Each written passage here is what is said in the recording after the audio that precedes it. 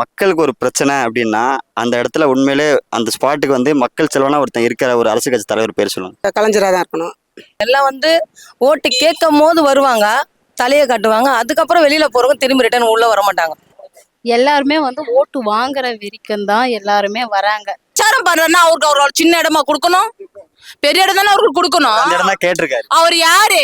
தளபதி, நாடே ரசிக்கிற தளபதி. அவருக்கு நிறைய இடம் கொடுத்துதான் ஆகணும். சரிங்களா? சும்மாலாம் கேள்வி கேட்காதீங்க, நான் போற டென்ஷன் ஆகுது எனக்கு. இப்போ ஏடிஎம்கே காரங்கன்னா அவங்களுக்கு தெரிஞ்ச ஏரியால இருப்பாங்களா, அவங்கள ஒரு 10 பேர் 20 பேர் செலக்ட் பண்ணிப்பாங்க.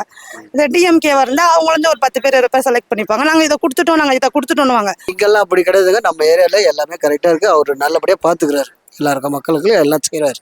அவ்வளவுதான். இல்ல ஏதாவது பயத்துல பேசுறீங்களா? இல்ல எல்லாம் கிடையாதுங்க. இதுல என்ன இருக்குங்க பயம்? எது நடந்தாலும் எங்களுக்குள்ளதான் அது. யார் ஒருத்தரும் இங்க எங்களுக்கு எந்த ஹெல்ப் பண்றதும் கிடையாது. எந்த மழை வந்தாலும் காத்தடிச்சாலும் புயல் அடிச்சாலும் ஒரு பால் பாயிட்டு கூட இதுல கெதி கிடையாதுப்பா இந்த இடத்துல.